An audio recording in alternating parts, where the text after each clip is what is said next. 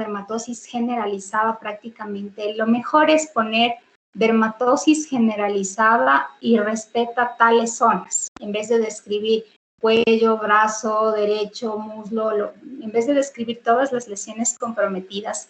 Cuando es muy general, es mejor poner generalizado y respeta tales zonas. Es mejor que describir como me han puesto aquí. Entonces, aquí me ponen, por ejemplo, afecta el 86,5% de la superficie corporal, cuando en la fotografía no se ve todo. ¿Cómo sabemos que la pierna está comprometida o que los genitales están comprometidos? Por la fotografía de acá, bueno, pero no me puedes poner, describirme esto y colocarme que está afectado esto, ¿sí? O sea, si les estoy poniendo solo que me describan lo que ven en la fotografía, pues hay que colocar lo que está aquí. Acá ponen placas eritematosas, bordes irregulares, escoriaciones y tejido necrótico. Acá también me habían puesto tejido necrótico. Los dueños del caso pueden indicarme por qué ponen necrosis del tejido. ¿Cuál es la parte necrótica aquí? Porque yo no veo zonas de necrosis. ¿En qué se basan? ¿En qué se basan para poner que el tejido está necrótico? ¿Qué grupo es? No sé. Veamos. Camila, Henry o Evelyn. Sí, Doc. En sí nos basamos del tejido necrótico porque en la parte de la ingle, en la parte derecha, ahí sacamos o sea, le vimos como que la piel estaba como que necrosándose, entonces le pusimos ahí por la parte que se ve negro. Bueno, no es necrótico, ¿no? El necrótico es una costra más gruesa, más oscura. Esto es más bien únicamente parte de la piel normal que está en fase no de cicatrización, de exfoliación, podría ser, o de debridamiento, pero no tanto como tejido necrótico. Poner necrosis significa que hubo una vasculitis ahí y el término no está bien utilizado.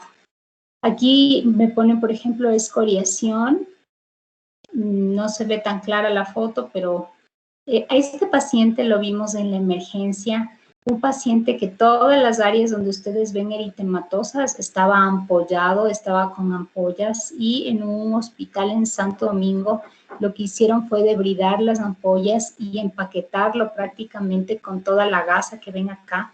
Imagínense, primero que llega la emergencia y ponen un diagnóstico de Steven Johnson, cuando ni siquiera sabían qué porcentaje de superficie corporal estaba afectada porque venía empaquetado, o sea, venía envuelto en todas esas estructuras que ustedes ven acá en todo esto. Entonces, cuando me pidieron a mí la valoración, los residentes me dicen, es que es un Steven Johnson porque tiene tal, le digo, ¿y le viste tú? ¿Cómo sabes que es ese porcentaje? Suponemos, pero no supongas, porque el tratamiento y lo que vamos a hacer depende de lo que esté afectado. Entonces tuvimos que subir, romper todo eso, y estas zonas que ustedes ven acá, era la parte que se sangraba, o sea, desangraba al momento que retirabas la gasa, porque todo lo que está ahí estaba completamente pegado. Y imaginen ustedes retirar esa gasa seca.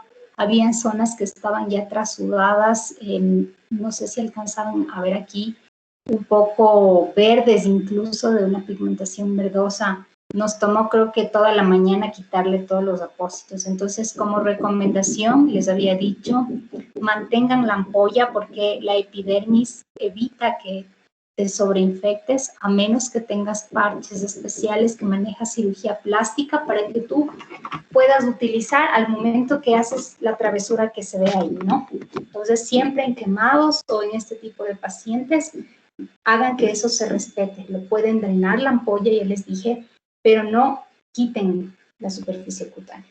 Entonces, esto es solo parte de, o sea, la piel denudada mismo, pero que en ese momento estaba sangrando. Escoriado es como decir rascado. Entonces, no es que se rascó el paciente, más bien fue porque se le retiró. Pero bueno, son pequeñas cositas que ya van a ir aprendiendo en el transcurso del semestre. a describir de mejor manera. Nuevamente escoriaciones, ¿no? Entonces aquí lo ideal es poner áreas denudadas o desvitalizadas, y acá. Y nuevamente el tejido necrótico, que todavía aquí pues no se ve, ¿no? Fíjense, aquí estaba este aspecto verdoso que les decía y nos tocó moverle en bloque. Bueno, punto. Ponen NET o necrólisis epidérmica tóxica, no me acuerdo cómo estaban los exámenes, ya les puse aquí o no todavía. Creo que no les he puesto. Bueno, le van a ingresar a unidad de quemados, el diagnóstico, el código está bien rojo, alergia a cuál, signos vitales si es rojo es cada 4 horas, o pueden poner monitoreo continuo dependiendo de la gravedad. Y el protocolo anti-SCAR es evitar cambio de depósitos, vigilar eventos adversos. Bueno, esto es la parte de la N, es de NURS, ¿no es cierto? Dieta hiperproteica, bueno, ahí no sé si revisaron las diapositivas de las dietas, es importante que revisen, ¿no? No es de nuestra especialidad, pero bueno. Dice lactato Ringer, sí, puedes con lactato o solución salina, puedes ahí cubrir estas, dice las primeras 8 horas, retiro inmediato, ciclosporina a 3, por ejemplo aquí, no puedes colocar esto, ¿no? No puedes poner ciclosporina 3 miligramos kilogramo día porque la enfermera te va a decir, ¿cómo le pongo, doctor? Acuérdense que esto ya son tus indicaciones para piso. Entonces ahí tenías que calcular el peso más o menos según lo que le veas, si no tienes, o según la edad, más o menos cuánto, y tú mismo hacer el cálculo y colocar. No pueden poner así, porque como la enfermera no se va a poner a calcular ese rato. Entonces eso es como... Sí, claro, pero como usted dice, como no nos daba el dato de los kilogramos, o sea, del peso, fue que le pusimos así. O sea, en general, pero de ahí, obvio, es como usted nos dice que debemos calcular en general. Pero era por la... Pero ¿qué tal si no tienes el peso? ¿Qué vas a hacer? Tienes que colocar, ¿no? Si no te dan, le haces el cálculo por edad o le aumentas, digamos, 2 kilitos porque se ve grandecito, gordito. Bueno, pero bueno, son observaciones que vamos haciendo, ¿no? Tramadol, dice metoclopramida, cubrirá heridas con apósitos no adherentes. Entonces ahí yo te diría, ¿y cuáles, doctora, cuáles son los apósitos no adherentes? Te llama la enfermera. Entonces, lo que hay en nuestros hospitales puede ser gasa vaselinado, simplemente mantenerle libre así como lo vieron. Ahí hay unas varillas de quemados o de traumato en donde colocas sobre la varilla la sábana y no le toca al paciente. Prefiero eso a que estén aplicando gasas, porque incluso la vaselinada se pega. Y al momento que quieras limpiar, o parche hidrocoloide bajo, digamos, no bajo, sino delgado, podrías utilizar en esa zona. Doc, la evidencia decía que habían unos apósitos que tenían plata, pero no me acuerdo el nombre. Pero ese no le pusimos. Ajá, sí, ese no le pusimos porque no sabíamos si había en el hospital, la verdad.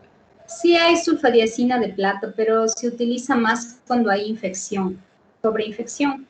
Entonces te absorbe el trasudado y evita la infección. Pero en este caso vemos que la piel no está infectada, así que no es necesario colocar apósitos con sulfadiacina. Pero si tienes, pues en tu subcentro podrías utilizar un parche hidrocoloide delgado, está bien. Ya si no tienes, pues gasa vaselinada, y prefiero a poner cualquier cosa, a mantenerle, como les digo, completamente libre. Y pueden utilizar las soluciones secantes que habíamos visto anteriormente en otras clases, sulfato de cobre que habíamos dicho, ¿no es cierto? Eso prefiero que coloquen, a pesar de que los pacientes saben estar ahí que lloran del dolor o que les arde mucho, pero seca más rápido que estar poniendo más cosas. Claro, la gasa era la nanocristalina comprada porque se veía que se puede poner por más tiempo y obviamente el tiempo de cambio no es tan recurrente y tiene mejor efecto. Sí, sí podrían utilizar, pero coloquen ahí, ¿no? Dice clorexidina, bueno, sí, eso hay que utilizar también con mucho cuidado, pero al llegar al paciente sí le haría yo una desinfección con clorexidina y pues luego ya que esté en un lugar estéril ya no hacemos mayor cosa. Algo que les iba a decir con el lactato Ringer, es importante que piensen siempre cuando el problema sea gastrointestinal, que les venga el lactato a su mente. Si no, prefiero que utilicen solución salina, ¿no? Cuando sea diarreas, más ese tipo de cosas, aunque para quemaduras también va bien, pero era solo como una observación. ¿Por qué pedirían radiografía de tórax? Porque, Doc, se veía que en estos pacientes hay bastante riesgo para neumonitis. Y sí, neumonitis intersticial y neumonía, entonces por eso se les mandaba radiografía. Bueno. Ahí dice biometría, electrolitos, glucosa, función hepática, cultivo de lesiones. Bueno, en este paciente sí. Sonda vesical también, hipotermia, urología, rehabilitación, psiquiatría. Bueno, le preguntemos a alguien más. Antibióticos no se recomiendan, ¿no es cierto? Porque ustedes saben que este es un paciente que tiene obviamente una reacción medicamentosa y cualquier cosa que le agregues, si no es necesario, entonces está bien lo que han colocado, no se recomienda, a menos que tengas tú ya el cultivo o alta sospecha de sobreinfección, ahí utiliza. Acá han puesto. Les debe haber pedido más acá. Bueno, más que linfopenias, las leucocitosis por sobreinfecciones, por el uso del corticoide también que se puede utilizar, te da unas leucocitosis y neutropilias, entonces en estos pacientes se utilizan más por eso. Y si tienes ya linfopenia y neutropenia, pues ya el pronóstico es peor. Electrolitos, obviamente, un desequilibrio hidroelectrolítico que tienes en los pacientes quemados. Función hepática, les había dicho que siempre hay que solicitar por la asociación con síndrome de Gress. Entonces, ¿cómo van a valorar la función hepática? ¿Qué pedirían? ¿Sabe? O TGO. A ver. TGO y TGP.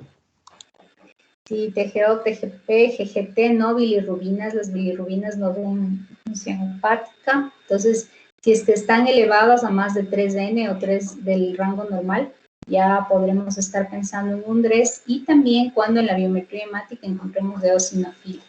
Entonces, cuidado con eso.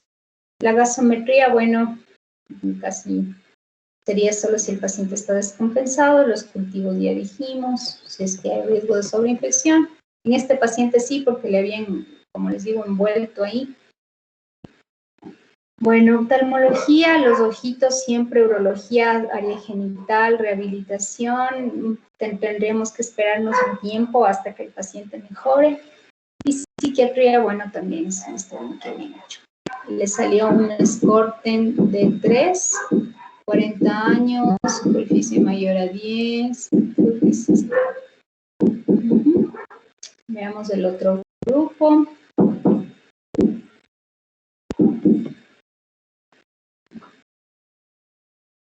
Sí sobrevivió este paciente, ¿no? Cuando regresó después era reconocible. Dice, entonces desde ahí está mal, ¿no es cierto? Porque están poniendo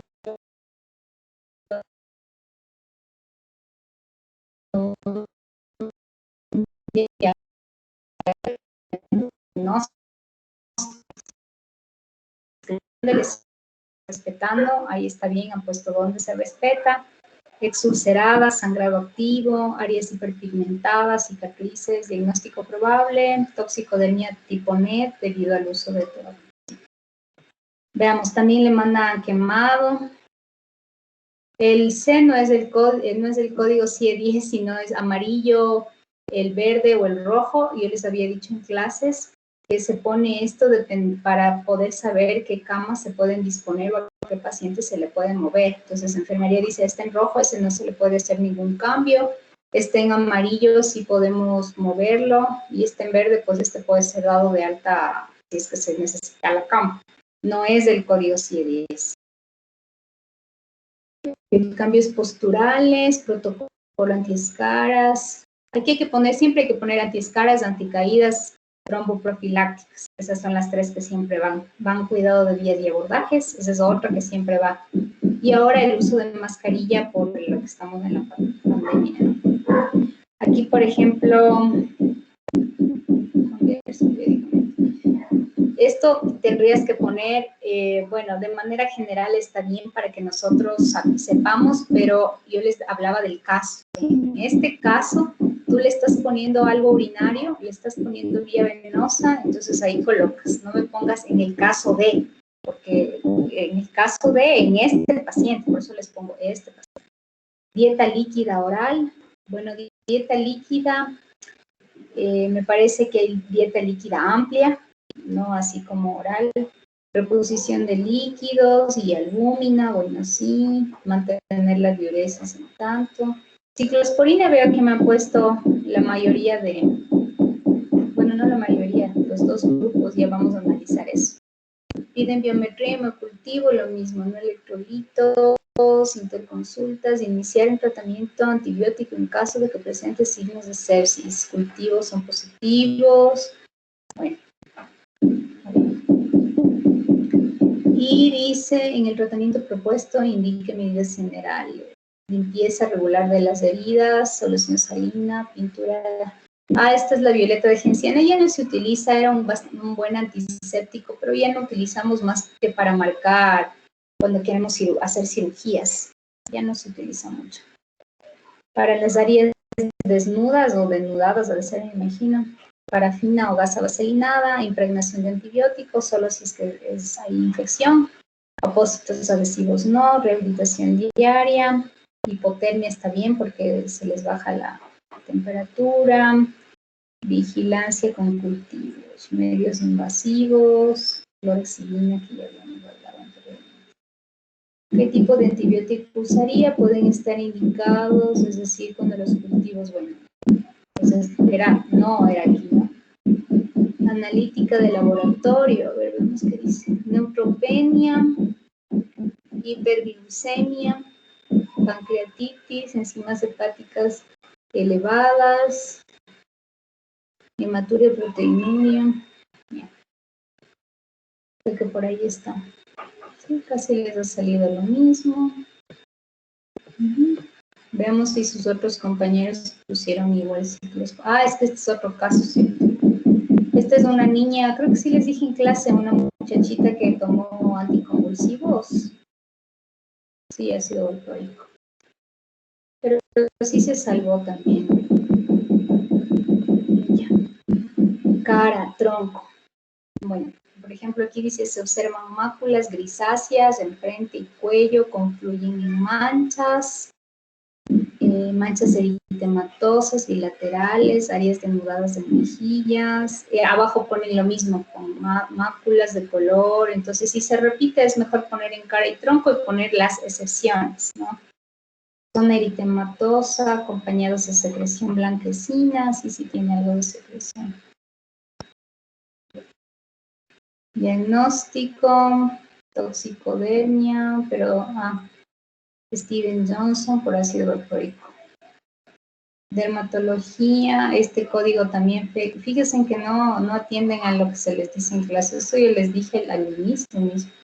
Control de signos vitales cada 8, curva térmica, herida. Bueno, aquí en NURS, en enfermería, vamos a grabarnos o copiesen por ahí. Siempre es cuidados habituales de enfermería, medidas antiescaras, anticaída y tromboprofilácticas, cuidado de vías y abordajes, y de ahí sí lo que tú quieras, peso diario, balance hídrico, lo que han puesto ahí. Pero de las que les dije siempre deben ir.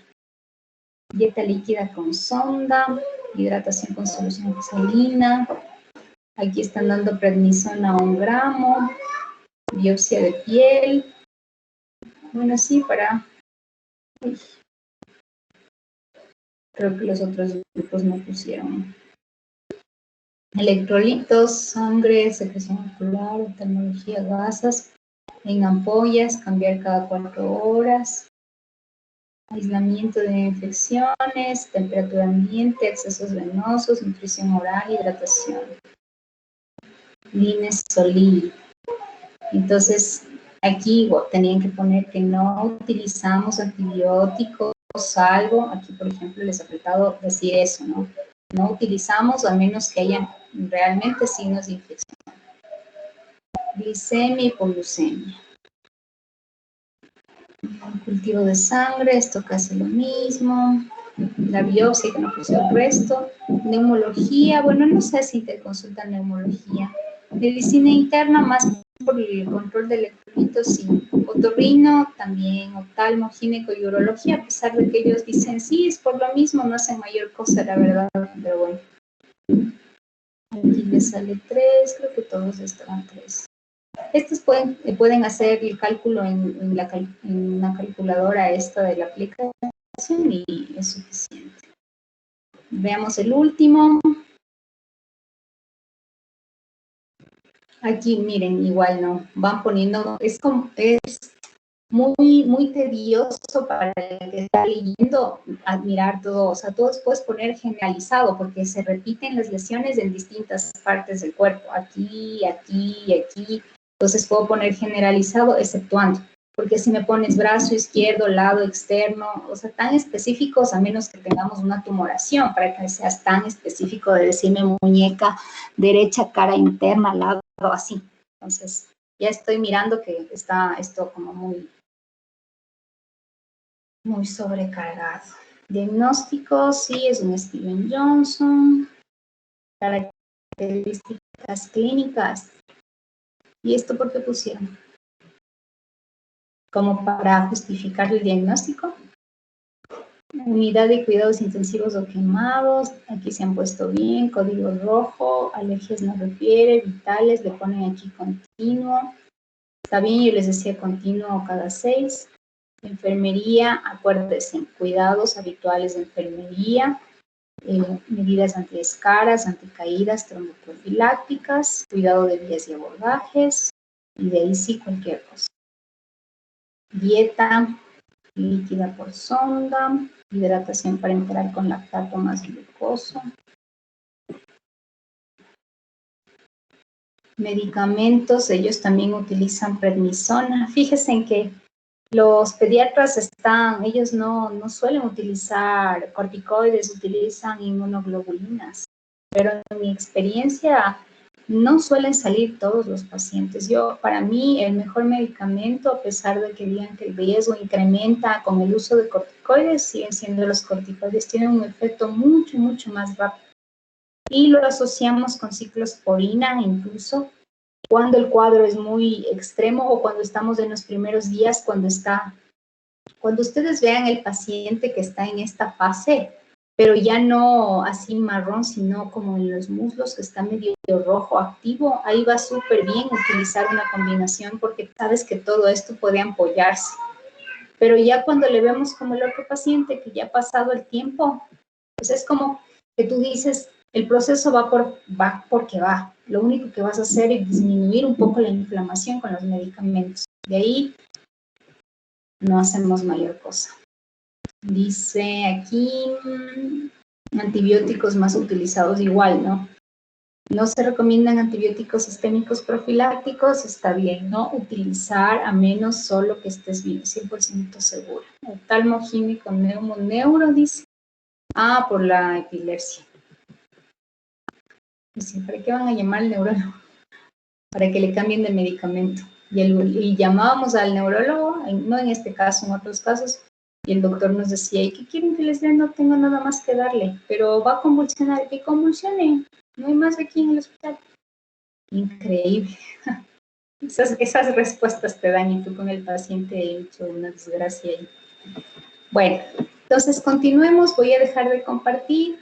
Vamos a ver el grupo 2, por favor que nos comparta eritemato de escamativas. ¿Tienen alguna pregunta con las toxicodermias? Antes de que sigamos. El manejo de corticoides La mayoría han realizado bastante bien la parte de las copiadas y de las inconsistencias, ha hecho una bastante buena revisión, digamos, de los corticoides. De manera general, como para que ustedes se graben esto de los corticoides, si es que tú das menos de 10 días, no puedes suspender de manera abrupta o sin que exista ningún problema. Si has utilizado más de 10 días, puedes tener como 3 opciones. Si tienes mucho riesgo de que, ya voy con Camila y Henry, si tienes mucho riesgo de la inhibición del eje hipotálamo por edad, por tiempo, por dosis, por lo que sea, entonces la disminución del corticoide puede llegar incluso hasta 1 año. Si es que no hay riesgo, dosis respuesta. El paciente está bien, le voy quitando. Y si no sabes el tiempo, es mejor que tú pienses que la cosa se hizo a dosis mayores. Sí, entonces, menor de 10 días suspendo, mayor de 10 días tengo estas 3 opciones. Y la dosis antiinflamatoria que van a utilizar es de 0,5 por kilogramo de peso. Y la dosis supresiva de 1 por kilogramo de peso. Veamos, Camila, qué nos querías indicar. Doc, yo tenía una duda. Usted dijo algo de la ciclosporina, entonces quería ver si nos explicaba un poco de eso, porque igual nombró algo de los córticos para el tratamiento. La ciclosporina es un inmunosupresor de acción rápida, bastante bueno, o sea, sí se puede utilizar la ciclosporina, no digo que no, pero nosotros en el hospital lo utilizamos más como asociación a los corticoides cuando el cuadro es muy llamativo, cuando dices, este paciente se nos va a complicar, o en 24 horas mira cómo se ha brotado bastantísimo, entonces ahí adicionamos a más de los corticoides la ciclosporina. Y si no, siempre preferimos el uso, lo que hacemos es metilprednisolona 1 gramo por 3 días, si es que el cuadro no está tan exagerado, o 5 días. Cuando tú dices, bueno, ¿por cuándo le pongo 3 o 5 días? Cuando tú ves la pielcita de la nena que les mostré, cuando ya se apagan las lesiones y ya no están rojas, eritematosas. Entonces, voy al 3er día de bolo de la metilprednisolona, reviso al paciente y digo, no, tiene todavía áreas de eritema, está muy avanzado, está progresando, entonces me alargo a 5 días. Y si no, pues únicamente le doy 3 días de metilprednisolona, y si es que vemos o consideramos, utilizaremos la ciclosporina. Pero en su caso, ustedes tendrán que utilizar o grabarse la metilprednisolona, porque la ciclosporina difícilmente hay en todos los hospitales. Entonces, como para prepararte a una emergencia de un hospital, de una clínica, de tu subcentro, pues la metilprednisolona. El riesgo realmente de que el paciente fallezca en todo este tiempo que hemos usado prednisona, yo no lo veo tan alto. Depende del momento en el que utilices. Si tú le metes una bomba de antiinflamatorio al inicio, que el paciente esté brotado, le va a ir bien. Pero si le empiezas a meter la bomba al día 7, cuando ya tiene ahí la bacteria, cuando ya le pusieron la sonda, cuando el paciente tiene comorbilidades, pues ahí me lo pienso, porque imagínate darle corticoide así. Puede progresar la infección, puedes hacer que el paciente, digamos que sea un diabético descompensado y le vas a meter bolo de corticoide, la glucosa se va a disparar, o sea, depende, pero de manera general les estoy manifestando. De ahí la ciclosporina se da 3 a 5 por kilogramo de peso. Generalmente en un adulto nosotros damos 300 miligramos, 3 tabletitas, y la prednisona, el corticoide, como les digo, les damos en bolos. Ahora, una vez que llegamos al 3er día de bolo o al 5.º día, luego lo que hacemos es bajar la dosis de la prednisona a dosis, la dosis inmunosupresora es 1 por kilo de peso, la dosis antiinflamatoria es 0,5. Al terminar los bolos, vamos con dosis antiinflamatorias que serían 0,5, más o menos 40 miligramos de prednisona. Y de ahí vamos haciendo el tapering, según lo que ustedes han ido revisando, ¿no? Si es que es de 40 miligramos, lo que yo suelo hacer es ir bajando cada 5.º día. Cada 5.º día 5 miligramos hasta llegar a los 25 miligramos, en donde empiezo a hacer una alternancia de 25-20, 25-15, Ya vamos a hacer luego un ejercicio para que todos aprendamos a hacer esto y tengamos esquematizado y anotado para que puedan luego ustedes atender a sus pacientes. No sé si está claro, Camilo. Sí, es que esa era mi duda, pero ya me dijo claro que más que todo es por la conveniencia, o sea, porque si hubiese en el hospital se ocupara... Claro, ahí utilizo, pero si no, no. En el hospital, por ejemplo, en pediatría, todo manejan con inmunoglobulinas. Ellos no se meten ni con ciclosporinas, ni con prednisona, ni con metilprednisolona. Ellos utilizan directo la inmunoglobulina, que para mí es como muy lenta. O sea, si es que el paciente te aguantó porque son niños, pero si tienen esos cuadros severos, se mueren. He visto pacientes que fallecen cuando les manejan así. Pero no te puedes meter porque cada especialidad es diferente. Claro, Doc, justo eso le iba a decir, porque cuando habíamos leído se veía en la evidencia algo decía de la inmunoglobulina intravenosa y en tanto Steven Johnson como en NET no se recomendaba el uso de esto.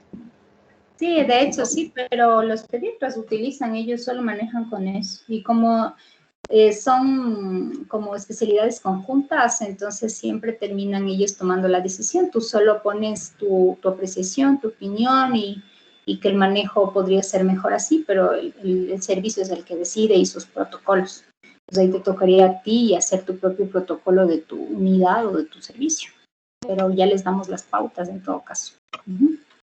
Ya, gracias, Doc. Veamos, Henry. ¿Cuál es tu pregunta? Sí, yo tenía otra pregunta. Lo que pasa es que también nosotros buscamos evidencia y decía que la ciclosporina o los corticoides son efectivos, pero dentro de las 24 o 48 horas de que aparecen los síntomas se asociaba con que disminuía la progresión de la enfermedad. Pero en este caso nuestro paciente llevaba 10 días de evolución, entonces estaba en esa disyuntiva de darle o no darle. Sí, o sea, por eso les decía la elección dentro de las primeras horas, porque ahí va a ir mejor incluso la evolución del paciente. Y si es que es después, ya tienes que ir valorando todo lo que les dije. O sea, no es que no debas dar, tienes que dar, pero piénsate dos veces. Quizás ahí asociar con antibiótico-terapia, ¿no es cierto? En el primer abuelito, porque ya se veía que tenía esa secreción verdosa. O sea, cubrirte un poco más y estudiarle un poco más al paciente y no ir como a la loca, decir, póngale mi corticoide, sino hagámosle una glucosa, esperemos rápido un preliminar de un cultivo que te den en unas 48 horas. Mientras tanto, utilizamos una dosis antiinflamatoria, no le suprimamos todavía, porque tú ya sabes que el proceso como que ya pasó.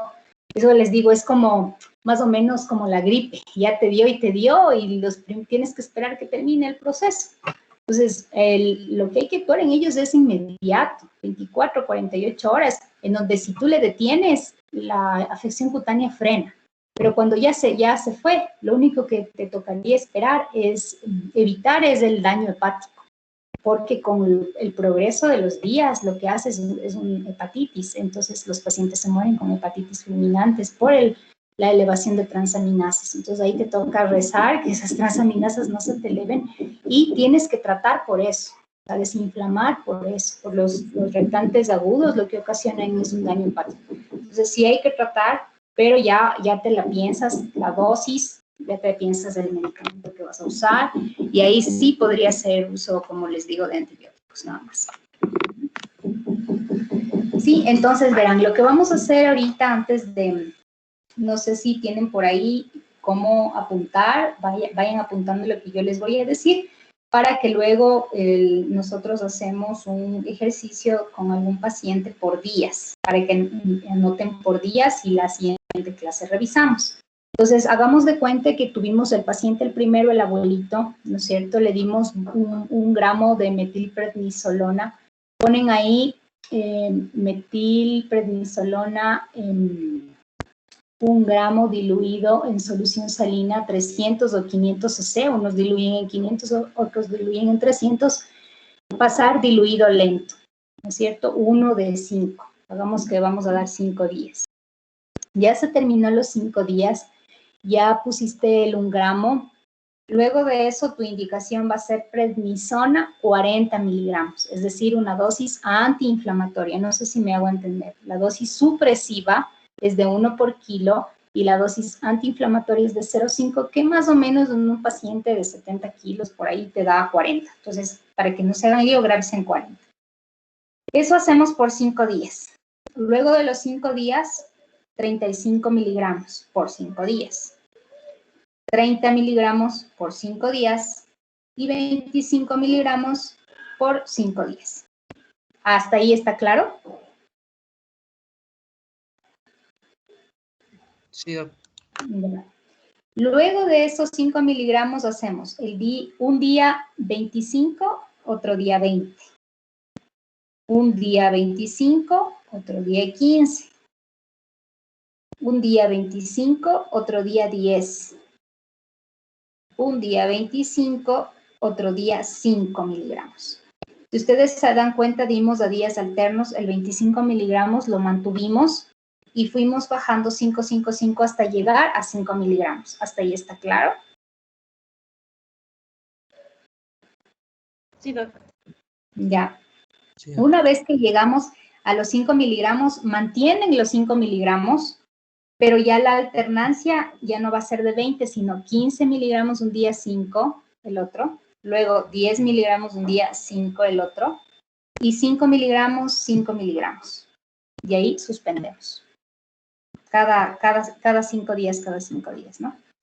¿Sí me entienden hasta ahí? Es un poco complejo, por eso les digo anoten, para que cuando les toque, ahí ven en sus notas de sus celos y saber cómo era esta cosa del tapering, me voy a acordar. Es la manera más sencilla que he encontrado de hacer tapering, porque hay una cantidad increíble que no que quítale cada 2, que quítale cada 3, que otros cada 7, que otros cada 10. Entonces, con que sepamos uno que alguien haya manejado y le haya ido bien, pues pueden, de ahí ustedes con la experiencia dirán, no, yo ya le hago cada 10 días o cada 3, según lo que ustedes vayan, las habilidades que vayan teniendo. Pero así es como vamos a hacer. La dosis fisiológica de la prednisona lleva desde 5 a 7.5 miligramos. Es decir, que ahí estamos en una dosis, entre comillas, normal, y ya cuando le llevemos a esa dosis la supresión hipotálamo hipoficiario es menor. Porque ustedes se van a encontrar con pacientes que les han dado 60 miligramos por un mes, por 2 meses. Yo tuve una paciente que le dieron una dosis así, como por 5 años. Me tomó 2 años hacer el tapering del corticoide, pero lo logramos. Con bastante paciencia, pero lo logramos. Bueno, entonces creo que esto está claro, ¿cierto? Ya apuntaron ahí, ya pueden hacer el tapering. Entonces, la tarea para la siguiente semana, vamos a elegir al azar a 1 o 2 personas que nos digan, van a ser ustedes por días. ¿Sí? Vamos a empezar como que del 10 de febrero. Entonces, me van a decir, del 10 al 15 le voy a dar tanto. Del 15 al 20 le voy a dar tanto. Así, para ver si es que me comprendieron. Y ahora sí podemos, creo que, avanzar con psoriasis. Tenemos 20 minutitos para los expositores, por favor, no se alarguen mucho, sean concisos y luego yo ya les hablamos un poquito más de eso. La próxima clase ya tenemos nuestra segunda evaluación de eritematodes incluida psoriasis, para continuar ya nuestra siguiente unidad, que son infecciosas. Entonces, puede compartir el grupo. ¿Qué grupo dije? Grupo 2. De Ortiz. Ellos van a ser los encargados el día de hoy de hablar de psoriasis. Ya le comparto un ratito. Uh-huh.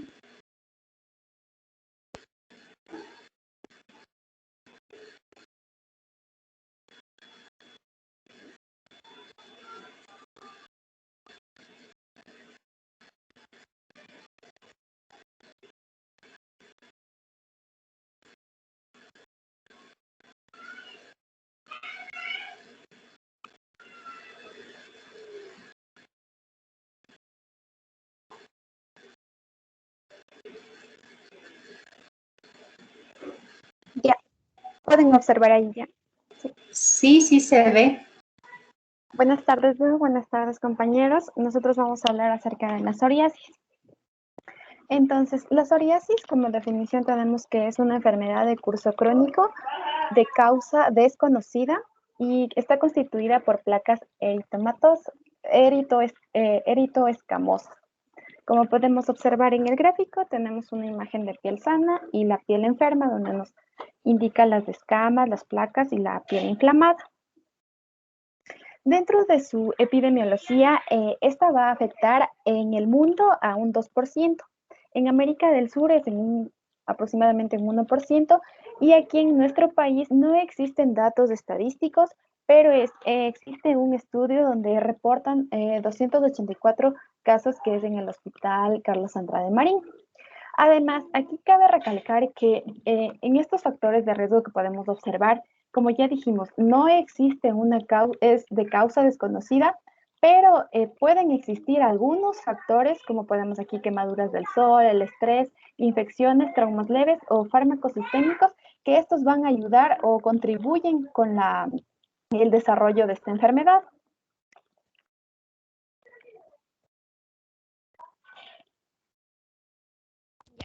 Ahora vamos a hablar un poco de la fisiopatología. La psoriasis es una enfermedad autoinmune específica de órgano que ocurre en individuos predispuestos genéticamente. Entonces, dentro de las causas pueden ser una reacción de inmunización e interacciones de la inmunidad innata y adaptativa, que llevan a la producción de diversas citoquinas proinflamatorias, quimiosinas y factores de crecimiento que generan una respuesta hiperproliferativa de los queratinocitos. Entonces, con base a esto, se ha descrito un modelo de reacción de inmunización en el que se describen 3 fases. La primera es la fase de sensibilización. Aquí las células de Langerhans y las células dendríticas dérmicas captan, procesan y presentan los antígenos para activar los linfocitos T, generando células de memoria central y de memoria efectora. En la fase silenciosa, esta es de duración variable. En esta fase no hay lesiones clínicas aparentes ni un fenómeno inmunológico característico. Y la última fase es la fase efectora. Aquí se presenta infiltración de la dermis por diferentes tipos de células que luego se activan, es decir, los monocitos, macrófagos, neutrófilos, células T y células dendríticas, y se generan mecanismos efectores de la inmunidad innata y de la adaptativa. En esta fase sí se presenta inflamación, angiogénesis y una respuesta reparativa de los queratinocitos con hiperproliferación. Pásale, por favor. Ya, en cuanto a la clínica, la psoriasis es una enfermedad que afecta a ambos sexos. Y aquí podemos encontrar lesiones. Aquí las lesiones son pápulas y placas eritematodo-descamativas muy bien definidas. Entonces, podemos ver que la psoriasis se divide en varios tipos, los cuales tienen características diferentes. Entonces, la primera es la psoriasis en placas. Aquí se presentan placas eritematosas muy bien definidas de diferentes tamaños, con una escama gris plateada que se puede eliminar con facilidad. Aquí las lesiones se distribuyen simétricamente, afectando las superficies de extensión de codos, rodillas y tronco. Y también aquí hay lesiones que pueden afectar exclusivamente al cuero cabelludo. La segunda es la psoriasis gutata o psoriasis en gotas. Esta forma es muy frecuente en niños y adultos jóvenes. Tiene un inicio brusco, en general tras una infección estreptocócica de vías respiratorias altas. Aquí se presenta una erupción de pequeñas pápulas eritematodescamativas de 2 a 10 milímetros.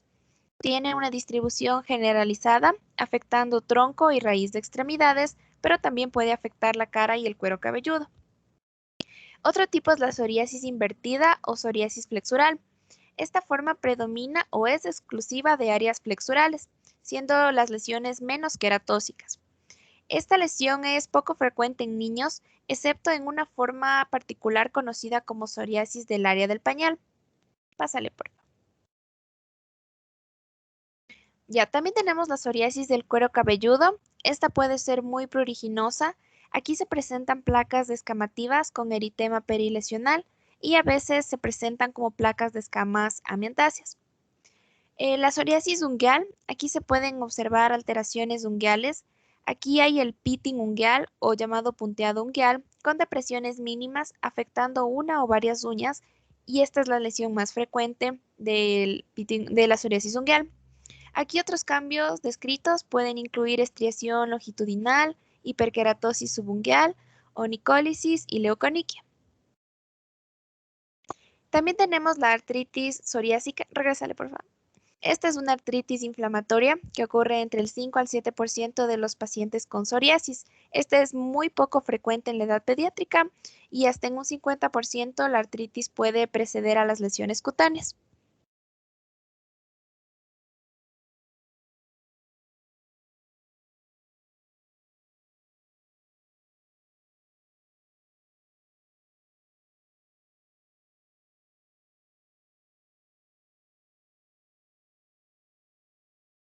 Ya, perdón. Bueno, el diagnóstico diferencial de la psoriasis se va a hacer con la dermatitis seborreica. La dermatitis seborreica se va a caracterizar por pápulas y placas eritematosas de borde irregular. También van a presentar una descamación seborreica y se van a ubicar principalmente en lo que es a nivel de cuero cabelludo y cejas. Otro diagnóstico diferencial es el eczema numular, que está caracterizado por parches de vesículas y también por pápulas confluentes que se caracterizan por supurar suero y formar costras. Posteriormente, estas lesiones se vuelven secas, escamosas y liquinificadas. Otro diagnóstico diferencial, ya pásale nomás, es el líquido simple plano, que como nos mencionó la doctora, se caracteriza por las 4P, una placa poligonal púrpura pruriginosa, y el líquen simple clónico, que va a estar conformado por una placa eritematosa, una placa eritematosa formada por varias pápulas, con un borde irregular, también una descamación difusa, y también va a presentarse lo que es la hiperpigmentación y la liquenifacción. Pásale.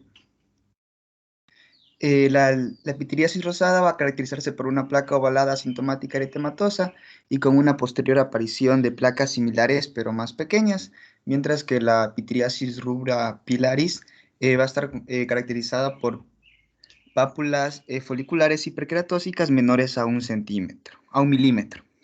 También se pueden observar lo que son placas eritroescamatosas, no regresale, de color rojo amarillo o color rojo naranja, que van a tener placas focales de piel sana en su interior. Ahí sí pasa. Ya. Y finalmente, el diagnóstico diferencial con el linfoma T, con el linfoma cutáneo de células T, se va a caracterizar porque este presenta parches, placas, y también puede llegar a presentar lo que son nódulos tumorales, y generalmente estos nódulos se van a ulcerar e infectar. Las lesiones en este linfoma se van a presentar en 3 estadios, que es el estadio de eritemas premicóticos, un estadio de placas infiltradas y un estadio tumoral. Y la dermatofitosis o tiñas corporis, las tiñas va a estar caracterizada por placas eritematosas pruriginosas con un borde neto y una descamación marcada a nivel de lo que es el borde. También pueden presentarse ciertas microvesículas a nivel de los bordes. Pásale. Ya, y el diagnóstico se basa principalmente en la historia clínica y en la característica de las lesiones. Como mencionó la compañera, por placas eritematosas. Se puede ayudar de una biopsia histopatológica para confirmar el diagnóstico en caso de ser necesario, donde podemos observar cambios a nivel de la epidermis y de la dermis. A nivel de la epidermis, principalmente una hiperkeratosis con zonas de parakeratosis, y en la dermis, vasodilatación con un infiltrado de polimorfos nucleares alrededor de los mismos.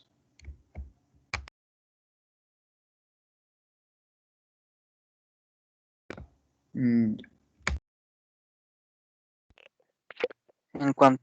cuanto al tratamiento, las opciones terapéuticas van a ser variadas. Vamos a tener desde tratamientos tópicos, sistémicos y el uso de otro tipo de fármacos que, de acuerdo a su mecanismo de acción, no están considerados dentro de los grupos antes mencionados.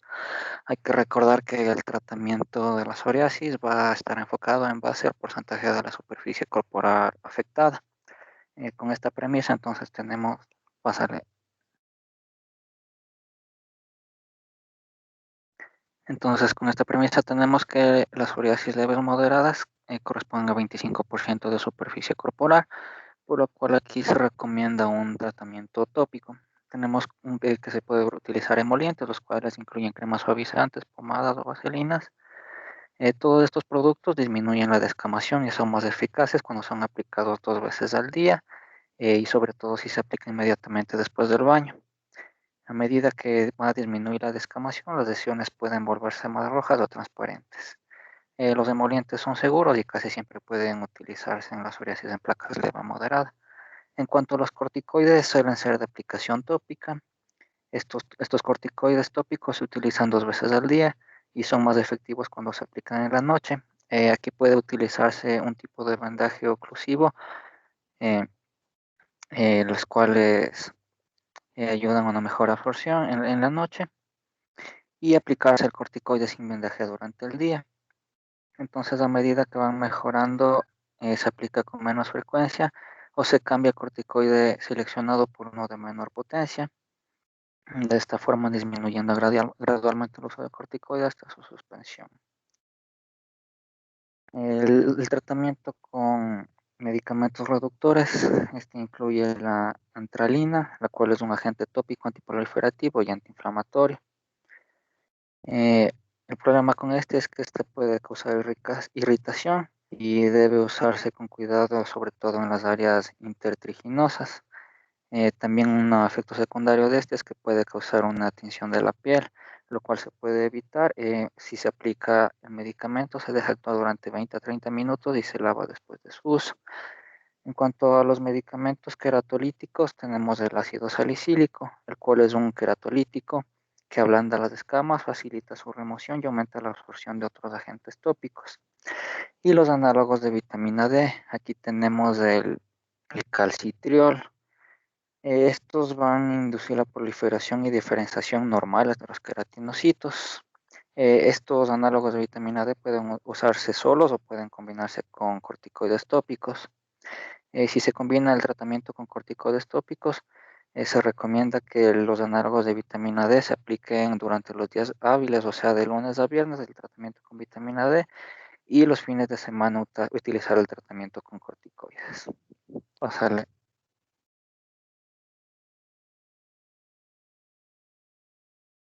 En cuanto a los casos de psoriasis leves moderadas que representen más del 25% de la superficie corporal, vamos a tener primero la terapia con fototerapia con luz ultravioleta. Esta se usa típicamente en los pacientes con psoriasis extendidas. Aquí lo que actúa es la luz ultravioleta, que disminuye la síntesis del ADN y puede inducir una leve inmunosupresión sistémica. Este tratamiento se utiliza en combinación con fármacos fotosensibilizadores que se administran por vía oral previo a la exposición de la luz ultravioleta. Esto va a tener un efecto antiproliferativo y ayuda a normalizar la diferenciación de los queratinocitos. Se recomiendan dosis de luz bajas y se aumenta según la tolerancia del paciente. El problema con este tratamiento es que pueden ocurrir quemaduras graves si la dosis del fármaco fotosensibilizador o de la radiación utilizada son muy altas. En cuanto al tratamiento con retinoides sistémicos, aquí tenemos la citretina.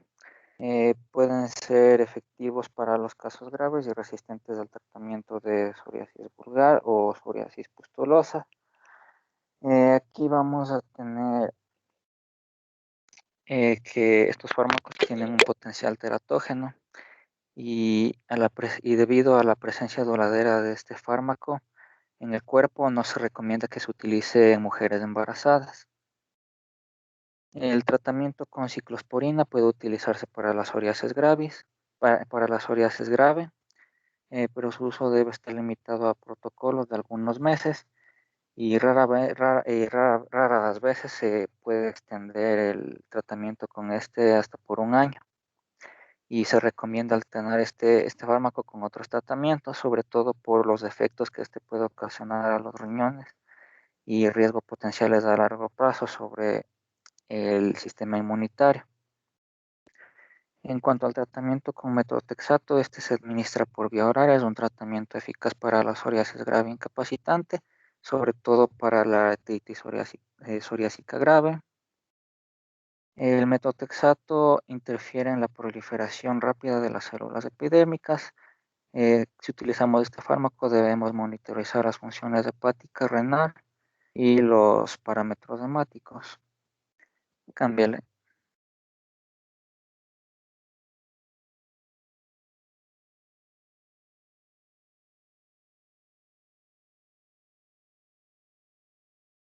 Igual para tratamientos con más de 25% de superficie corporal tenemos el apremilast, la cual es un inhibidor de la fosfodiesterasa 4. Aquí va a actuar este fármaco dentro de la célula, modulando una red de mediadores proinflamatorios y antiinflamatorios, lo cual va a causar una disminución de la respuesta inflamatoria mediante la modulación de la expresión de factores proinflamatorios como el TNF y las interleucinas 23 y 17. Este se va a administrar por vía oral con una dosis de 30 miligramos 2 veces al día, cada 12 horas. Y el dimetilfumarato, el cual va a actuar por la activación de una vía de transcripción del factor nuclear 2, la cual va a regular al alza genes antioxidantes. El tratamiento con este fármaco durante la primera semana se va a utilizar dosis de 30 miligramos en la noche, una vez al día. Durante la segunda semana vamos a incrementar a 30 miligramos 2 veces al día, en la mañana y en la noche. Y durante la tercera semana vamos a incrementar durante 3 veces al día, sería en la mañana, al mediodía y en la noche. Y a partir de la cuarta semana vamos a aumentar la dosis a 130 miligramos por la noche durante las 5 semanas y vamos a reducir de la misma forma paulatinamente. En cuanto a las terapias biológicas, los agentes biológicos son proteínas que pueden ser extraídas del tejido animal o producidas con tecnología de ADN recombinante. La actividad terapéutica de estos fármacos se basa en que se unen antígenos específicos o a citocinas, haciéndolas disfuncionales, y de esta manera previenen o reducen las manifestaciones de la psoriasis. Cada uno va a actuar inhibiendo diversos factores proinflamatorios. La mayoría de ellos va a actuar como un anti-TNF o bloqueando las interleucinas, sobre todo la interleucina 17. Pásale. Y finalmente vamos a considerar el aspecto de vida, el estilo de vida y el aspecto emocional, dado que el ser humano es un ser biopsicosocial y debe tratarse como tal. No tanto porque la alimentación o el estilo de vida vaya a representar una cura para este trastorno, pero sí tiene un trastorno psicológico que puede afectar al paciente y llevarlo a la depresión, debido a que esta es una enfermedad que estéticamente se ve mal y algunas personas tienden a aislarse por el rechazo que sufren de la sociedad. Por ello es importante una asesoría en el ámbito emocional, evitando darle al paciente noticias que puedan ser desfavorables a su condición, mencionándole que es muy difícil curar o que va a pasar mucho tiempo, que tiene que acostumbrarse a vivir así, sino más bien darle ánimos y tratarle de una manera orientada hacia su psicología para que pueda afrontar este problema de la mejor forma. Y ya eso sería todo. Gracias.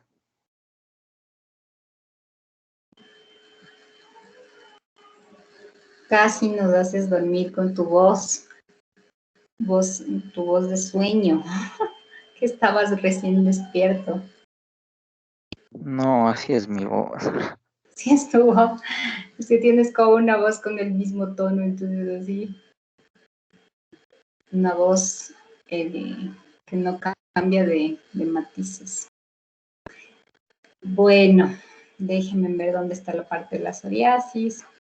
Les ha faltado un poquito la revisión, no me hablaron del PASI, pero ahora déjenme esta cosa. Ya. Sí se ve, ¿cierto? Sí, Doc. Ya. Sí, Doc. Lo primero que ustedes van a hacer cuando tengan un paciente con psoriasis se llama raspado metódico de Brock. Consiste en raspar primero, como el primero es el signo de la vela. No sé si alguien ha agarrado y ha raspado una vela. Así sale la piel, es el signo de la vela. Luego que empiezas a raspar, puedes hacerlo con la misma uña o con pajalenguas, con lo que encuentres a la mano. La membrana de Duncan y el signo de Auspitz, que este no está muy claro, ya les voy a mostrar. Es un montón de puntitos rojos al final de lo que tú, más o menos así como este de acá.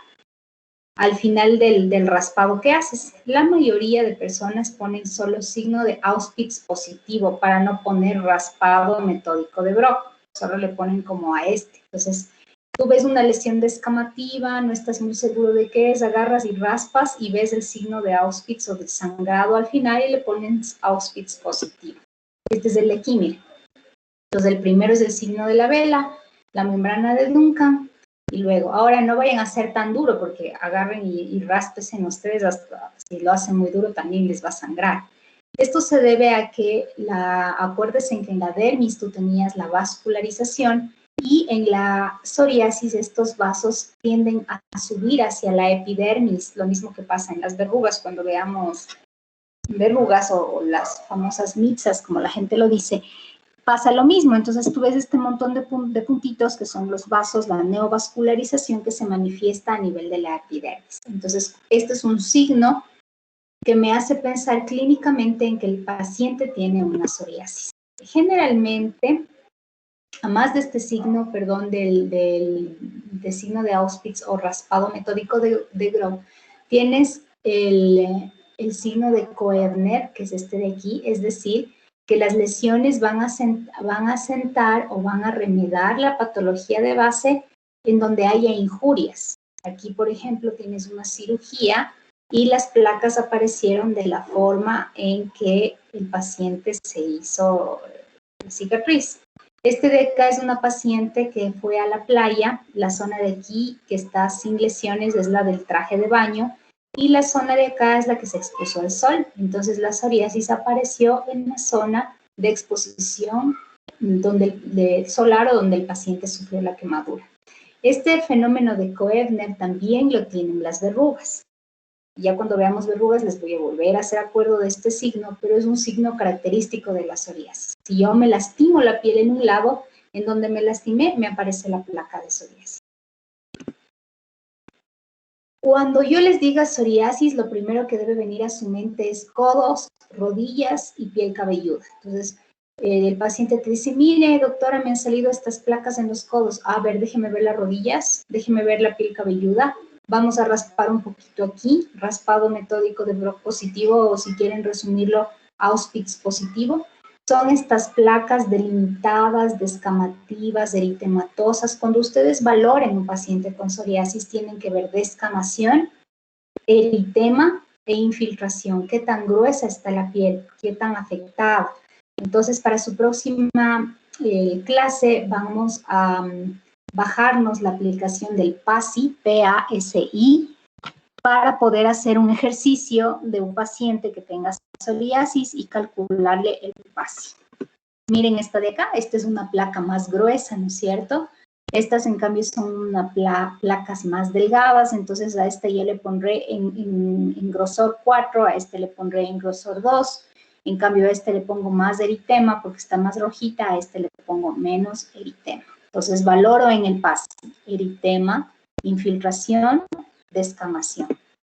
Este es un tipo de psoriasis que se llama rupeácea, ¿no? Miren, es como una cubierta de árbol, una placa muy gruesa. Aquí es donde ustedes deben poner el calcipotriol, que hablaba su compañero, puede ser Daibovet, tiene calcipotriol más betametasona compresivo, para que el medicamento logre penetrar y logre ir quitando estas costras tan gruesas, tan infiltradas. Entonces, si yo le pellizco la piel de este paciente, yo le pongo infiltración 4, está muy, muy grueso, y quizás si le pellizco esta zona de aquí que estoy mostrando la flecha, le pondré un 1 de infiltración. La infiltración hay más que sentirla, o sea, es difícil, tendríamos que estar con el paciente ahí para indicarles y decirles, miren, esto es infiltración. Pero más o menos, para que me entiendan, es como la piel, qué tan gruesa está la piel. Aquí tenemos otra fotografía, entonces son unas placas gruesas, grisáceas, ¿no es cierto?, amarillentas. La gutata se llama así porque tiene forma de gota. Son como gotitas, gotitas y escama. Esto pasa mucho en niños y en adultos por sobreinfección bacteriana por estreptococo. Entonces a este paciente sí le viene bien ponerse una penicilina porque se elimina el estreptococo y la psoriasis pues también mejora. Otros dicen que no, que si le pongas el medicamento no mejora. pero en muchos casos así sucede. Entonces es una variante frecuente en niños, pero también pasa en adultos. Son como gotitas por todo el cuerpo. Aquí tienes otra. Esta de aquí están como recién brotando, están bastante eritematosas. Estas de acá están pasando, ya están medias violáceas, ya no están tan eritematosas. Y también tienen algo aquí más de escamación, aquí menos de escamación. ¿Qué va a pasar con los pacientes de psoriasis y cuál es la importancia de esta clase? Si el paciente va con psoriasis, los médicos generalmente suelen aplicar los famosos corticoides intravenosos. Entonces vienen y le ponen la dexametasona, la metilprednisolona que acabamos de ver, le ponen el diprospan, lo que sea en corticoides. Entonces, ese doctor sí ha sabido, me puso una sola inyección y me limpió. Evidentemente, la escama desaparece, el paciente queda perfecto en 7 días y a los 14 días viene con esto que se llama eritrodermia psoriásica. Los dermatólogos podremos usar corticoide en todo, como ustedes quieran o como les hayan contado, menos en psoriasis. No usar corticoides intravenosos, vía oral y tópicos en exceso, porque puede pasar. Esto es un rebrote, una recaída de la enfermedad y esto es otra emergencia dermatológica, porque el paciente tiene desequilibrio hidroelectrolítico, igual que el que vimos anteriormente, hace hipotermias, hace hipoalbuminemias. Entonces, tú le llegas a la emergencia, le ves así, te asustas, le pones un lactato, resulta que por la hipoalbuminemia el paciente se encharcó, entonces le metiste agua en los pulmones y viene la neumonía y todo por no saber el manejo de estos pacientes. Entonces tú dices, no, está eritrodérmico, si está eritrodérmico voy a pedir una albúmina, veamos primero albúmina para de ahí ver la hidratación. Entonces es una complicación. Las eritrodermias no solo lo dan la psoriasis, también las reacciones medicamentosas que acabamos de ver, las toxicodermias pueden llevarte a una eritrodermia. Los linfomas, las leucemias pueden llevarte a una eritrodermia. El atópico, ¿acuerdas en la dermatitis atópica que vimos? También puede llevarte a una eritrodermia. Entonces, cuando yo veo a un paciente eritrodérmico, tengo que buscar la causa. Pero si el paciente me dice, yo tengo psoriasis desde hace 15 años, ¿cuál será mi primera causa? Eritrodermia psoriásica. Y más si le preguntas, sí, es que sabe, me fui donde un doctor que me dijeron que era buenísimo y me puso unos sueros ahí, no sé qué me pondría, pero me limpió todito, me curé de una, porque eso pasa. Entonces, no, por favor, no vayan a utilizar corticoide intravenoso en la psoriasis. Este es un acercamiento, fíjese en la descamación de la paciente, es bastante extensa.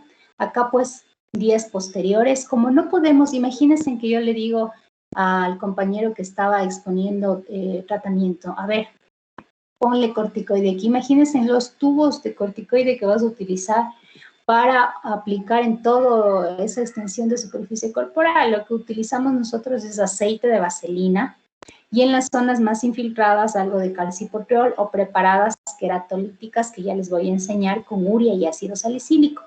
Eso es más económico, vas a evitar, por ejemplo, no sé si se fijan aquí las estriaciones que tiene la paciente, el uso crónico de corticoides, ya revisaron ustedes. Entonces ponle a esta paciente más de 3 semanas corticoide en todo el cuerpo, estrías, disminución de la piel, vello, acné. Imagínense los efectos adversos. ¿Sí? Lo mismo caso. Paciente le pusieron corticoide, le suspendieron, o paciente estuvo tomando medicación, el metotrexato, la ciclosporina, y el médico no le avisó que es muy riesgoso que suspenda la medicación. El paciente suspendió hace 3 días, al 4.º día está con una psoriasis pustulosa. Esas psoriasis se convierten en pústulas, miren la cantidad de pústulas que tiene esta paciente, son pacientes del hospital, totalmente brotada la paciente, ¿no? Aquí tienen un acercamiento. Si ustedes toman una muestra, un frotis de la pústula es estéril, es decir, no está contaminada, no es bacteriano, no hay que dar antibiótico. Si ustedes ven aquí esta costra amarillenta, se ha formado de la ruptura de las pústulas. Entonces, esta es una complicación también de la psoriasis. Se elevan los reactantes de la fase aguda, el PCR, el LDH, se elevan, se triplican y eso les da al paciente un compromiso sistémico importante, con fiebre, artralgias, miopatías. Entonces, mucho cuidado con estos pacientes y con el uso de corticoides intravenosos. Psoriasis invertida, ya lo manifestaron, tenemos un compañero suyo interno que tiene una psoriasis invertida. Entonces, son pacientes que viven con las famosas escaldaduras, ¿no? Que yo no tengo un escaldado ahí, que me pongo una crema, porque me pongo otra crema, que no me mejoro. Entonces, escaldados que no mejoran, pensar en psoriasis invertida. En las áreas invertidas, la psoriasis no tiene esa costra característica, es más bien la lesión húmeda. Por eso, fíjense aquí, incluso aparecen unas pequeñas pústulas, y aquí está siendo pustulosa, vean el borde, y vean que este paciente, el uso crónico de corticoide le ha dejado despigmentado también, ya la piel ya estaba completamente blanca aquí de la cantidad de medicación que se coloca. Entonces, mucho cuidado, estas son las variantes de psoriasis que son difíciles de manejar. Entonces, lo que tú vas a hacer en tu medicatura rural es, bueno, no cura, ya le he tratado como hongo, como bacteria, como escaldadura, intertrigo se llama la palabra, les digo escaldadura para que me entiendan porque aún no vemos intertrigo. Entonces, ¿qué me toca hacer? Biopsia, pensar que puede ser una psoriasis, lo mismo en los bebés. Entonces, cuando hagan pediatría, ustedes estén en su rotación y su doctora pediatra, ustedes vean a un niño que regresa y regresa y regresa con la dermatitis del área de pañal. Acuérdate de dermato y dile, doctora, puede ser, hagamos una biopsia, puede ser una psoriasis invertida. Y eso es importante. Lo importante es que se lleven el mensaje de que en lesiones que no mejoran, pensar en psoriasis invertida. Fíjense aquí, esta es una lesión un poco más seca, ¿no es cierto? No está tan húmeda como esta de acá, pero igual es una psoriasis invertida. Palmo plantar, también es una variante muy difícil de tratar, un diagnóstico diferencial de sus dermatitis de contacto que ya vimos anteriormente, pero fíjense en que suele comprometer también los pies, ¿sí? Entonces, ya no mejora, es difícil para el dermatólogo hacer este tipo de diagnóstico y para ustedes mucho más que no son especialistas, pero lo importante es llevarse el mensaje. No mejora, hago biopsia, puede ser psoriasis palmoplantar. Fíjense aquí, ¿quién pensaría en eso? Ustedes normalmente en sus consultas dirían, eso es un hongo, señor, no se preocupe, le vamos a mandar el clotrimazol, todo estará bien. Claro, el clotrimazol como es crema le va a humedecer, va a hidratar, va a mejorar el aspecto de la piel, pero las lesiones seguirán ahí. Entonces, si ya le trataste de todo, a pesar de que no tiene características de hongo, porque ya vamos a ver micosis, pues pensar en que puede ser una psoriasis pustulosa. Miren una palmoplantar, la característica de esta psoriasis es que suele afectar solo el arco. No sé si ven aquí. El arco afectado, psoriasis palmoplantar. Esos son los pittings que nos decía su compañera y que no nos mostró, porque solo nos mostró una uña y gruesa. Son estos pequeños piqueteados. Entonces, psoriasis, cuando les diga psoriasis, codos, rodillas, piel cabelluda y uñas, 4 cosas. En las uñas van a ver estos piqueteados, aquí está más claro. Se llaman pittings unguiales porque el proceso inflamatorio afecta también a esta área de la matriz y de la placa unguial. También se ve una mancha en aceite, como que hubieras regado el aceite, esta mancha amarillenta, y áreas de onicolisis, obviamente, que pueden confundirse con tiñas. Fíjese, esta es una onicolisis por traumatismo y esta es una onicolisis por psoriasis. Tienen en su aula virtual una hoja en donde están términos dermatológicos de alteraciones unguiales. Dentro de ellas la onicolisis. Les recomiendo que revisen para que no tengan problemas luego al describir las lesiones. Miren, la psoriasis unguial suele afectar generalmente a casi todas las uñas. Fíjense aquí. Y también es una de las psoriasis más difíciles de tratar, incapacitantes. Incluso se inyecta el metotrexate en esta área de la matriz. Muy, muy doloroso. Pero hay mujeres bastante vanidosas que aguantan lo que sea para no llevar unas uñas así, porque eso la gente usualmente pensaría que es hongo. Entonces, nuevamente, para pensar, si tengo un paciente en mi consulta que ya le traté como hongo, ya le hice el cultivo, le di años de medicamento y no mejora, ¿por qué no pensar en una psoriasis unguial? Este es líquen, acuérdense de las 4 P's. También puede afectar las uñas, pero miren la diferencia, ¿no? Aquí se ve así. Esto es una psoriasis, eso es un líquen. Este solo le pongo para que si alguna vez ven unas así, no vayan a decir que es psoriasis. Esta es una complicación y una variante también de la psoriasis, que es la acrodermatitis de Hallopeur.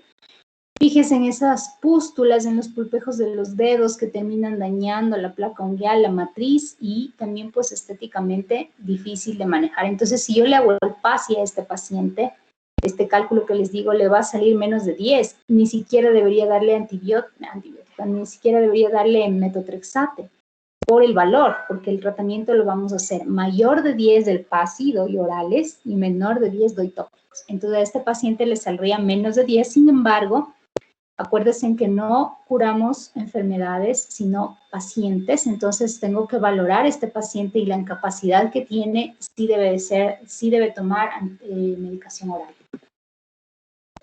La psoriasis se acompaña de artritis psoriásica. Si yo tengo un paciente con psoriasis, debo mandarle al médico internista, porque no solo puede ser artritis, sino también tiene riesgo cardiovascular. Es decir, el paciente que tiene psoriasis tiene más riesgo de infartarse, tiene más riesgo de ser dislipidémico, tiene más riesgo de ser diabético, hipotiroideo, es decir, síndrome metabólico. Ahora hay un montón de estudios, lo mismo que pasa en la piel, pasa en órganos internos diana y te lleva a estas comorbilidades. Entonces, la misión del dermatólogo, imagínense en algo tan chiquito como ver una plaquita pequeñita.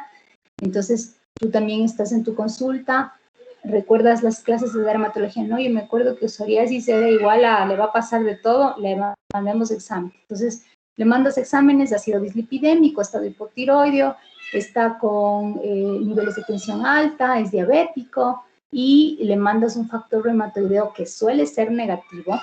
Entonces, es una artritis no reumatoide, sino una artritis psoriásica bastante incapacitante, y en este caso incluso hay que usar medicación biológica. Y también la lengua se ve afectada en la psoriasis, pero no voy a hacer que memoricen la lengua porque es bastante inusual, solo es como para especialidad. Entonces, codos, rodillas, piel cabelluda, uñas, y si por ahí se acuerdan también la mucosa oral, la lengua también se ve afectada. Este es el paciente que vamos a revisar en la siguiente clase, vamos a hacer el PASI. Pueden ir mirando ya y revisando la aplicación. Entonces vamos a ver el compromiso de afectación, por eso nuevamente aquí nos sirve la regla de los 9. ¿Cuántas palmas está afectado en el abdomen? ¿Cuánto en los brazos? ¿Cuánto en las piernas? Fíjense cómo tiene aquí casi todas las piernas comprometidas. Entonces, si la aplicación me pide compromiso cutáneo en piernas, pondré 80%, ¿no es cierto? O el número de palmas que sean, que se considere ahí. Y si es que el marcaje de su aplicación, del PASI, les da menos de 10, solo damos tópicos. Y si da mayor de 10, damos medicación oral, salvo ciertas excepciones, como les había indicado. Entonces, acá tienen ustedes unas mezclas, unas preparaciones magistrales que les he puesto ahí para que podamos utilizar, mandar a preparar. Esto es muy económico. A base de urea. La urea, cuando tú utilizas en dosis bajas, te sirven para hidratar, y cuando utilizas en dosis altas pueden hasta destruir una uña. Es decir, yo le mando a un bebito un Keratol 5% para luego del baño, y le mando a la uña para destruir un callo, para destruir un hongo, una urea al 40%. Mientras mayor porcentaje tenga, más queratolítica es. Pues no, doctora, que yo necesito un hidratante para mis codos, mire, mis codos están muy tiesos, o mis rodillas, o mis talones, porque entré en menopausia, entonces urea al 20%. Es que no, es la piel de mi bebé, es más delgadita, más suavecita, al 3%. Yo les puse el 10 porque es como un estándar. Sí, entonces, quiero como hidratar, en general 10%, clobetasol es un corticoide tópico y vaselina es del vehículo. Esto aplicamos en las lesiones, si es que están muy gruesas les hacemos con plástico de embalaje para que penetre el medicamento, y si no, pues tópicamente. Y a eso le agregamos ácido salicílico. El ácido salicílico lo que hace es, hagan de cuenta que es como un efecto lija.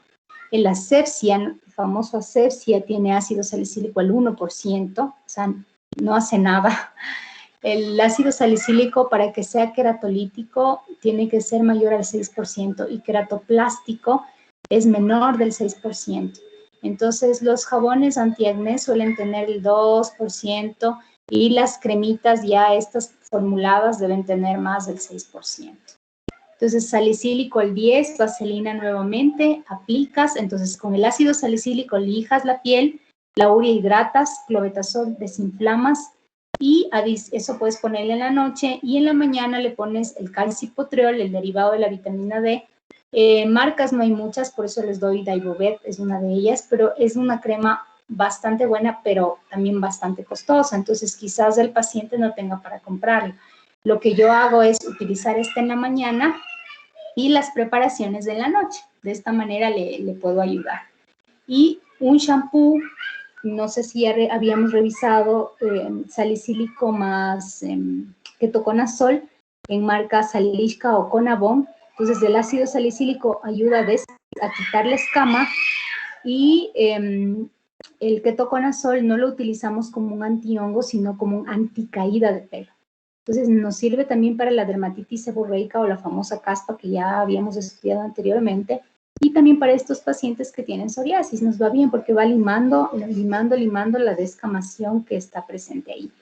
Coaltar es un compuesto bastante bueno. El problema es el olor, huele como a azufre. Imagínate que aparte que tienes la piel, como ya le vieron al paciente, totalmente lastimada y tienes una afección psicológica bastante importante.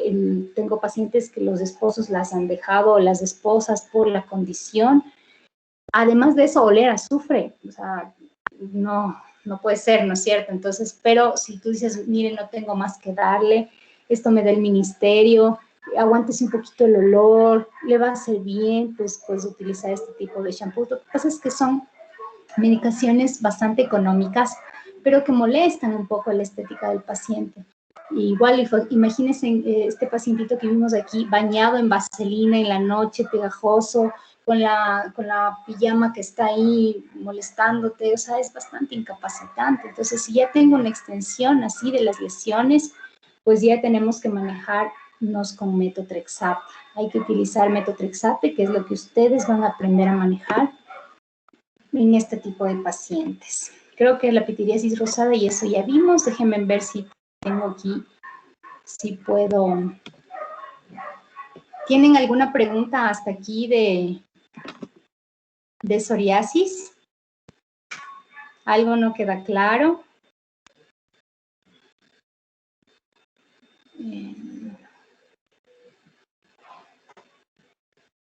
Chicos, ¿se durmieron? Doc, una pregunta. Sí. Entonces, como usted nos dijo, es importante valorar con ese PASI para ver si el tratamiento es oral o tópico y también dar estos preparados que usted nos indicó ahorita. Sí. Justo por eso yo les decía que el PASI nos va a ayudar a poder. Déjenme ver si aquí creo que este es más. Voy a utilizar esta pizarra que nunca la puedo. Mejor les comparto un Word, más fácil. Bueno, es que esto usualmente escribía en la pizarra, pero ya no tenemos pizarra. Sí se ve el Word ahí, ¿no? Que lo estoy abriendo. No, Doc. No, Doc, se ve la pizarra, tal caso. Ajá. Todavía se ve la pizarra. A ver.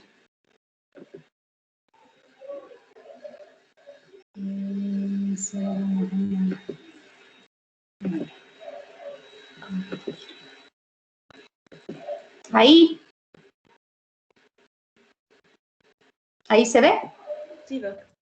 Ya. Sí, ya sé. Entonces verán, cuando tengan un PASI menor de 10, ¿cierto? Damos los tópicos.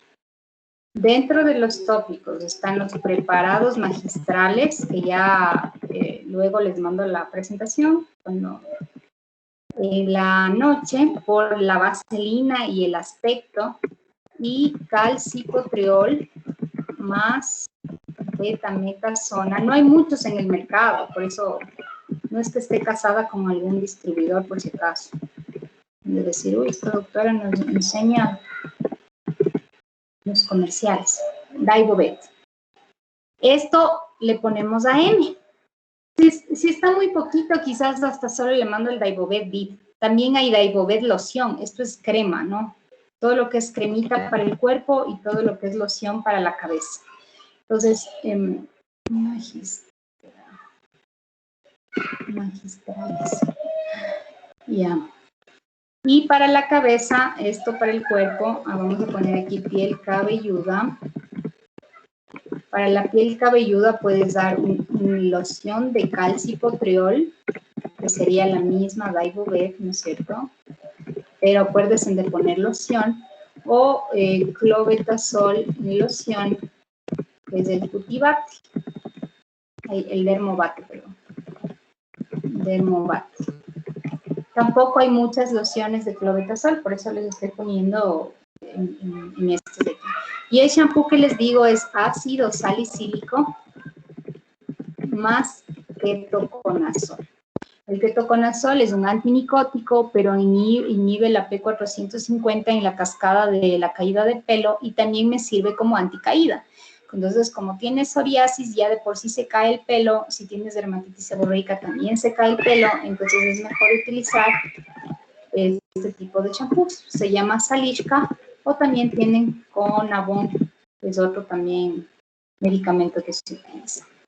Esto si es que su PASI es menor de 10, salvo ciertos pacientes, como les dije, por ejemplo, el del DER. Ya con ese dedo tienes que darle orales, no les vas a dar tópico.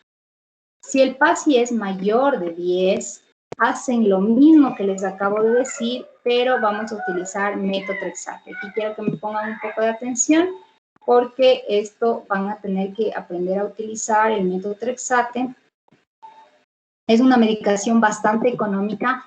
Extraño que no tengan todas las farmacias, pero no comercializan, ni el hospital compra cuando cuesta centavos. Viene 2.5 miligramos. La pastilla viene de 2.5 miligramos. Hagan de cuenta que ustedes van a empezar dando 10 tabletas, es decir, 25 miligramos. Entonces, 25 miligramos semanales. ¿Ya? Estos 25 miligramos semanales, ustedes les pongo un ejemplo, ¿no? El día lunes, 3 tabletas AM y 3 tabletas PM, están 6. Y el día martes, 2 tabletas AM y 2 tabletas PM, están 4. 6 y 4 son 10, completan los 25 miligramos. Resto de días, es decir, miércoles, jueves, viernes, el resto de días, ácido fólico, 1 miligramo y oral QD, porque este medicamento deprime el ácido fólico, o sea, la suprime, te quita ácido fólico. Entonces, debes dar a estos pacientes. Antes de dar metotrexate, función hepática, que ya dijimos, ¿no es cierto? ALT, AST, GGT, y biometría porque puede ocasionar penias. Si todo está bien, tú le llamas al mes, y al mes, si es que el PASI ha bajado, digamos que tenía un PASI de 16, viene ahorita y tú le haces el cálculo y tiene de 12, es decir, ha mejorado, te bajas a 20 miligramos semanales. El siguiente mes te bajas a 15 miligramos semanales. Y así, cada mes que venga, 10 miligramos semanales. ¿Cuántas pastillas debe tomar? Yo siempre les pregunto eso en la consulta. A ver, ¿cuántas pastillas les debo mandar? Ahí les dice despertar, porque no, como somos malos para las matemáticas, van a estar media hora ahí contando. Entonces, si son 2.5, a ver, ¿cuántas pastillas deberían dar aquí? 8, ¿no? y solo le bajas. Las 8 tabletas tienes que dividirlas para 2 días, puedes darle 2, 2, 2, 2, y así vas viendo cómo. En un mes le das 15, en un mes le das 10, hasta que tú digas, bueno, ahora sí, ha mejorado un montón, ha llegado a limpiarse, está bastante bien, ya solo le vamos a manejar con tópicos y le dejas con una dosis baja que prácticamente es nada, como la prednisona, que es 5 y 7.5 miligramos. En esa dosis me mantengo un par de meses. Si es que el paciente tiene poca cantidad de psoriasis, prácticamente está limpio, le quitas la medicación, le dejas los tópicos, todos felices. Y si es que le empiezas a bajar y tú dices, mira, le bajé a 5 y no, empezó a brotarse otra vez, le subes a 7.5 y ahí le mantienes. Y haces los exámenes de control, debería pedirse cada mes, pero ustedes saben cómo son los hospitales públicos, lo hacemos cada 3 meses, en realidad no nos ha ido mal. Es raro que presente alguna complicación, generalmente mucositis. Hay que hacer un control estricto y decirle al paciente, porque como ya se ve bien, él asume que tú le dijiste que tome una tableta diaria para toda la vida y viene después de muchos años porque le dio una insuficiencia hepática o una hepatitis fulminante y te culpan a ti. Que no, que el dermatólogo le ha estado dando una pastilla diaria todos los días, cuando tú le dijiste que era por cierto tiempo, que no debía tomarse. Pero bueno, ya conocen ustedes cómo son los pacientes, entonces hay que tener mucho cuidado. Se dice que una dosis acumulada de 1.5 gramos puede ya tener problemas, te puede acarrear problemas hepáticos. Si el paciente está eritrodérmico, como le vimos a esa fotografía, utilicen ciclosporina. Tiene un efecto más rápido, el metotrexate se va a demorar un poquito. Entonces le blanqueo, le dejo limpio con la ciclosporina y luego cambio el metotrexate. Ciclosporina no utilizar nunca más de 2 años, si no el paciente termina con una insuficiencia renal. Entonces hay que tener mucho cuidado. Entonces hay que saber manejar los medicamentos, pero esto es algo que ustedes van a tener y que tienen que aprender a manejar. Entonces vamos a hacer la siguiente, vemos el PASI del paciente, hacemos unos minutitos después de su examen, vemos cuánto nos sale de PASI y preguntamos a algunos de ustedes que en cuánto le va a empezar y si le va a no dar medicación. ¿Tienen alguna pregunta? ¿Está claro?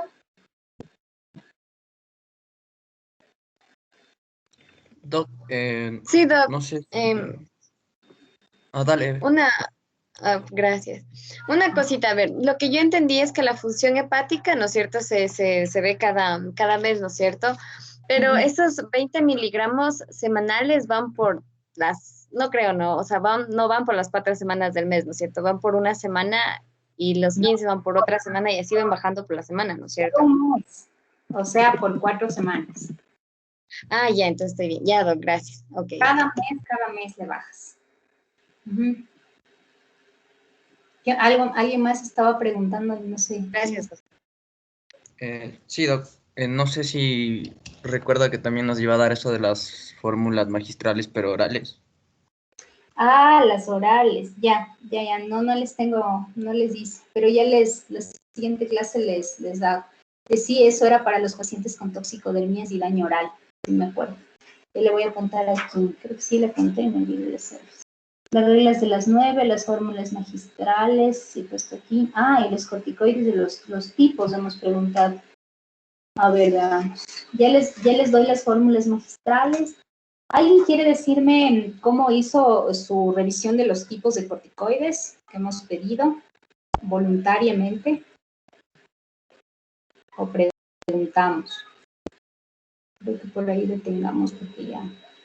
A ver, Camila.